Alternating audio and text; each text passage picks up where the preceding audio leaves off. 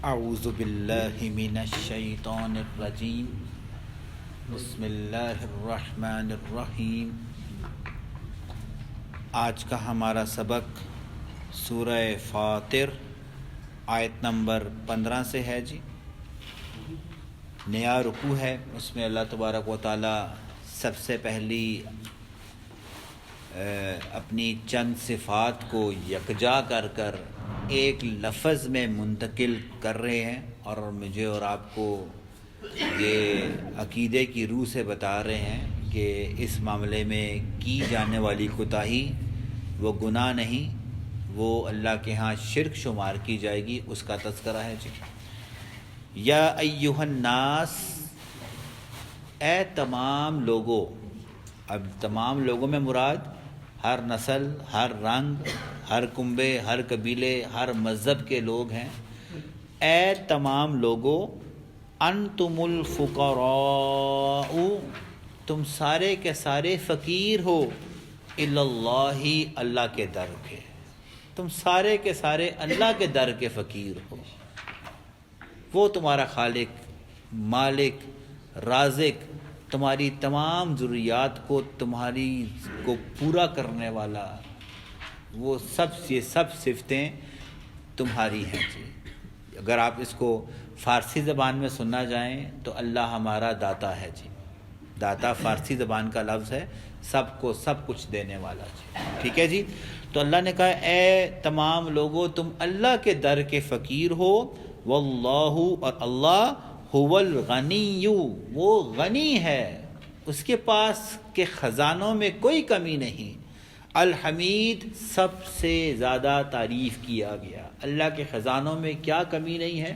اللہ صبح دوپہر شام بھی خرچ کرتا رہے، خرچ کرتا رہے، خرچ کرتا رہے، اور ہزاروں سال تک خرچ کرتا رہے، اس کے خزانوں میں اتنی بھی کمی نہیں آتی۔ جس طرح اگر میں اور آپ سمندر میں ایک انگلی ڈالیں، جتنا پانی ہمارے انگلی پر لگے گا نا، اتنی بھی کمی اس کے خزانوں میں نہیں آتی۔ وہ غنی ہے، بے پرواہ ہے، تمام خزانوں کا مالک ہے، سب سے زیادہ تعریف کیا گیا ہے۔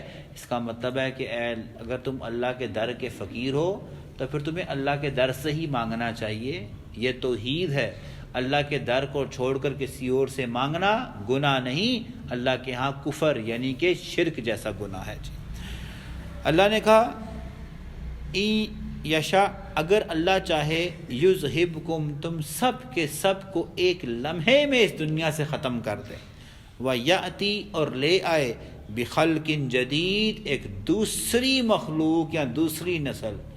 اللہ چاہے تو ایک لمحے میں تمہیں اس دنیا سے ختم کر دے اور تمہارے اوپر ایک دوسری مخلوق جو ہے وہ لے آئے۔ اور آپ دیکھیں، جب اللہ تبارک و تعالیٰ نے پچھلی امتوں کے تذکرے کیے، جب ان پر عذاب آتے تھے تو کوئی بچتا نہیں تھا سوائے ایمان والوں کے، باقی سارے کے سارے ایسے ختم ہوتے تھے کأن لم یغنوا فیہا، جیسے اللہ نے کہا کبھی اس دنیا میں آئے ہی نہیں تھے، ہم نے ان کو ایسا ختم کیا، نام و نشان ختم کر دیا۔ تو اللہ نے کہا میں یہ ہوں، میں چاہوں تو ایک لمحے میں مجھے صرف کن کہنا ہوتا ہے، چیزیں ہو جاتی ہیں، تم سب کو ختم کر دوں اور تمہاری جگہ نئے جو ہے نا، وہ نئی خلق جدید نئی تخلیق جو ہے نا وہ لے آؤں۔ وما ذالک، اور نہیں ہے یہ بات، اللہ پر بعزیز، کوئی غلبہ پانے والی۔ اللہ کو اگر وہ اللہ فیصلہ کر دے، کوئی اللہ کے اس فیصلے پر غلبہ نہیں پا سکتا کہ اللہ کرنا چاہے اور کوئی اللہ کو روک دے یا رزسٹ کر دے کہ اللہ تو نہیں کر سکتا۔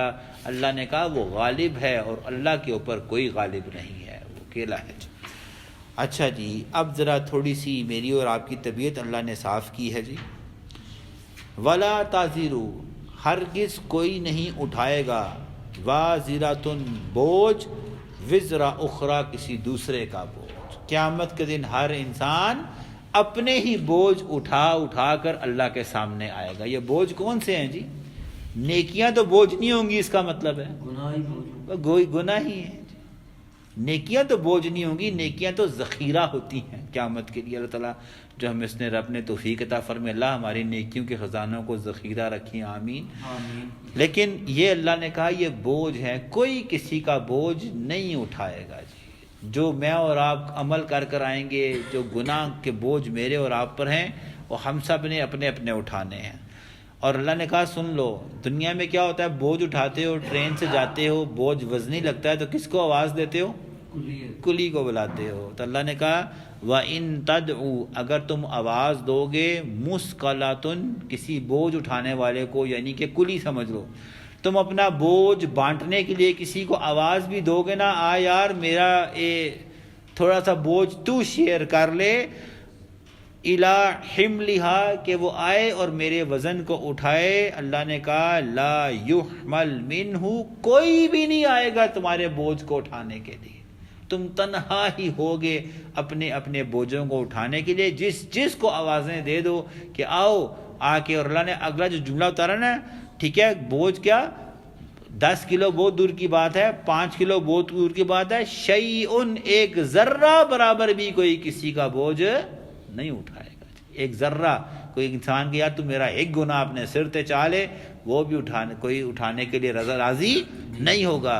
کوئی کیا، ذرا اگلا جملہ سنیں، وَلَوْ كَانَ ذَا قُرْبَىٰ، تمہارے قرابت دار بھی تمہارے نیڑے نہیں آئیں گے۔ دنیا میں ماں کیا ہوتی ہے جی، ہلکی سی چوٹ لگ جاتی ہے تو ماں دوڑتی بھی آتی ہے، اولاد کو تکلیف میں ہو ماں زندہ آگ میں چھلانگ لگا دیتی ہے اپنے بچانے کے لیے، لیکن اللہ نے کہا قیامت کے دن اس ماں نے بھی انکار کر دیا۔ اللہ نے کیا کہا، وَلَوْ كَانَ ذَا قُرْبَىٰ، تمہارے قرابت داری کیوں نہ ہو، تمہارے ماں تو دور کی بات، نہ ماں نے، نہ باپ نے، نہ بھائیوں نے، کسی رشتہ دار نے تمہارے قریب بھی نہیں آنا کہ تمہارے بوجھ میں سے کلو نہیں، ایک ذرہ بھی کوئی اٹھانے کے لیے رضامند نہیں ہوگا جی۔ ٹھیک ہے جی، تو یہ میرے اور آپ کے لیے پھر نصیحت ہے کہ پھر ہمیں اپنے بوجھ جو ہے نا پھر خود ہی کم کرنے پڑیں گے۔ اب یہ بوجھ کیسے کم ہو سکتے ہیں جی؟ ہم پیچھے پڑھ کر آئے ہیں، اللہ نے مومنوں اور عقل مندوں کی ایک جگہ پر سورہ رعد میں 7 صفتیں بیان کی تھیں، تو اللہ نے کہا تھا آخری صفت ان کی یہ تھی کہ وہ بیلنس کیا کرتے تھے۔ ٹھیک ہے، وہ ان الحسنات یذہبن السیئات، نیکیاں برائیوں کو کیا کر دیتی ہیں، مٹا دیتی ہیں، کھا جاتی ہیں۔ اگر ان سے کوئی کوتاہی ہوتی تھی تو وہ نیکیاں کر کر کے کیا کرتے تھے، اس کو بیلنس کرنے کی کوشش کرتے تھے۔ دوسرا، راتوں کو اٹھ اٹھ کے رو رو کر اللہ سے اپنے گناہوں کی بخشش طلب کرتے تھے، تو اللہ نے کہا تھا ایسے خوش نصیبوں کو نا پھر ہم ان کا گناہ معاف نہیں کرتے، بلکہ گناہ کس میں منتقل کر دیتے ہیں، نیکیوں میں تبدیل کر دیتے ہیں۔ بوجھ ختم ہو گیا، بلکہ ختم بھی نہ ہوا، کیا ہوا، نیک ذخیرے میں کنورٹ ہو گیا، نیکیوں میں کنورٹ ہو گیا۔ اللہ نے کہا یہ میں رحیم ہوں، جس کی صفت کی قدر تم نے نہیں کی۔ میں یہ آج دنیا میں کہہ رہا ہوں کہ آؤ میں پہلے آسمان پہ آتا ہوں آخری رات میں، ہے کوئی معافی مانگنے والا کہ مجھ سے کہہ دے استغفر اللہ تو میں معاف کر دوں اس سے؟ ہم سو رہے ہوتے ہیں جی، ٹھیک ہے۔ اللہ کہتا ہے کوئی ہے بیمار جو کہہ دے اس کو شفا چاہیے، میں ابھی اس کو شفا کے خزانے، ہے کوئی رزق کا طلبگار میں اس کو رزق دوں؟ اور ہم لٹرلی کیا کر رہے ہوتے ہیں، سو رہے ہوتے ہیں۔ اور اگر جاگ رہے ہوں نا تو کیا کر رہے ہوتے ہیں، یہ کھلونا ہمارے ہاتھ میں ہوتا ہے جس کا نام موبائل ہے، اسی پر ہم اپنی رات کا وہ آخری اور قیمتی پہر جو ہے وہ ضائع کر دیتے ہیں۔ تو اللہ نے کہا پھر سن لو یہ بوجھ، پھر اگر تم دنیا میں اس طرح معاف کروا کے نہیں آئے نا، وزن ختم کروا کے نہیں آئے، تو یہ اکیلے ہی بوجھ اٹھانے پڑیں گے، کوئی ایک ذرہ بھی اس میں اٹھانے کو تیار نہیں ہوگا جی۔ اب اللہ نے کہا انما، سوائے اس کے، تنذروا، اے نبی آپ ڈرائیں، الذین، ان لوگوں کو، یخشون ربہم، جو رب سے ڈر رکھنے والے ہیں۔ دوسرے الفاظوں میں اے نبی آپ جو ہے نا بس لوگوں کو، آپ تو سب کے لیے رسول بھیجے ہیں، لیکن آپ کا سے جو سیکھیں گے، آپ کی جو بات سنیں گے، وہ اللہ سے ڈرنے والے ہی آپ کی بات جو ہے نا وہ سنیں گے۔ اور وہ کون ہیں، بالغیب، ربہم بالغیب، جو اپنے رب سے غیب میں ڈرتے رہتے ہیں۔ غیب کا مطلب انہوں نے اللہ کو دیکھا ہی نہیں ہوتا، لیکن انہیں وہ اللہ سے پھر بھی کیا کرتے ہیں جی، ڈرتے ہیں، بن دیکھے رب سے خوف کھانا۔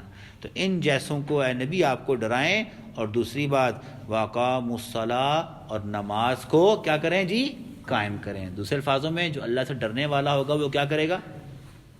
وہ نماز قائم کرے گا. اور جو اللہ سے ڈرنے والا نہیں ہے وہ بے نمازی ہوگا. تو بے نمازی پریکٹیکلی اللہ تعالیٰ کو یہ بات باور کراتا ہے کہ اے اللہ مجھے تیرا کوئی خوف نہیں, کوئی جنت نہیں, کوئی جہنم نہیں, کوئی میرا وزن نہیں, کوئی کچھ نہیں. وہ پریکٹیکلی ایکشن کے ساتھ اللہ کو یہ بات باور کراتا ہے کہ میں نماز نہ پڑھوں تو مجھے کچھ بھی نہیں ہونا. تو اللہ نے کہا یہ جو ہے نا یہ عقل مندی دانش مندی نہیں ہے, یہ اپنے اوپر بوجھ بڑھانے کے مترادف ہے. تو اس عقیدے کی اصلاح کرنی ہے.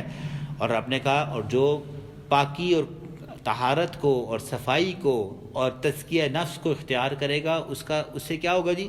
ومن تزکا, جو تم میں سے جس نے تزکیہ نفس کیا, تقوی اختیار کیا, طہارت کو اختیار کیا, فإنما یتزکا, بس اس نے تقوی اور پرہیزگاری اختیار کی, لنفسہ, اپنی جان کے لیے. یہ فائدہ اس کو اپنی جان کو لیے ہوگا. اگر کوئی انسان کیا کرتا ہے جی؟ نماز کے علاوہ کوئی طہارت, پاک رہتا ہے, صاف رہتا ہے, تو یہ اس کا فائدہ اور کسی کو نہیں ہونا, اپنی ذات کو ہونا ہے. اور دوسری بات یہ بھی نہ سمجھنا کہ تم اللہ پہ احسان کر رہے ہو, یہ اپنے اوپر احسان کر رہے ہو. ہمارے ہاں نا نماز پڑھتے ہیں نا تو بڑا فخر جی کہ 5 وقتی نمازی ہیں جی. تو 5 وقتی نمازی اپنے واسطے میں, اللہ تعالیٰ کو اس تیری نمازوں کی کوئی ضرورت نہیں ہے, نہ وہ محتاج ہے معاذ اللہ ہماری عبادات کا. جو عبادات ہم اللہ کے فضل سے ادا کرتے ہیں یہ میرے ہی اور آپ کے فائدے کے لیے ہیں, اور جو ہم سے ضائع ہو جاتی ہے نا اس کا نقصان بھی سراسر مجھے ہی ہونا ہے. تو اللہ نے کہا جو تم میں سے پاکی اختیار کرے, تقوی اختیار کرے, اس کا فائدہ اسی کو ملنا ہے. وَإِلَى اللَّهِ الْمَصِيرُ, بے شک اللہ تبارک و تعالیٰ جو ہے وہ تم سب نے اللہ کی طرف ہی لوٹ کر آنا ہے. 3 چھوٹی آیتیں ہیں جی, ان کو ہم سن لیتے ہیں. اللہ نے اب مومن اور کافر کی نا تمثیل دی ہے. تمثیل کہتے ہیں جب ہم دنیا میں بھی کوئی محاورہ استعمال کرتے ہیں نا, مشابہت کی کسی چیز کو کہتے کسی اور کو ہیں, مطلب ہمارا کیا ہوتا ہے جی کوئی اور. ہم کہتے ہیں دریا کو کوزے میں بند کرنا, ٹھیک ہے, یا کہتے ہیں یار یہ تو دودھ کی طرح سفید ہے, یہ زیادہ اچھی ہے, دودھ کی طرح سفید ہے. ہم تمثیل دے رہے ہوتے ہیں کہ یہ بہت وائٹ ہے, ٹھیک ہے. یہ اسی طرح اللہ نے نا اب تمثیل کے ذریعے مومن اور کافر اور جنت اور جہنم کا تذکرہ کیا ہے. فرمایا اللہ نے وما یستوی الاعمی, نہیں برابر ہو سکتے اعمی انے والبصیر, اور دیکھنے والے. دیکھنے والے اور اندھے برابر نہیں ہو سکتے. مطلب دیکھنے والے سے مراد کیا؟ جو مومن ہیں وہ, اور جو کافر ہیں وہ کبھی برابر نہیں ہو سکتے. یہاں پر اندھے سے مراد کافر ہے جی, اور دیکھنے والے سے مراد مومن ہے جی. ولا الظلمات, اور نہ ہی اندھیرے برابر ہو سکتے ہیں, ولا نور, روشنی سے. اندھیروں سے مراد کفر, شرک, تمام گناہ, اور نور سے مراد ہدایت ہے جی. ہدایت اور بے ہدایتہ برابر نہیں ہو سکتے. اگلی تمثیل ولا الظل, نہ سایہ برابر ہو سکتا ہے, ولا الحرور, دھوپ کے. سائے سے مراد کیا ہے جی؟ جنت ہے. کیا ہے؟ جنت ہے. اور دھوپ سے مراد کیا ہے جی؟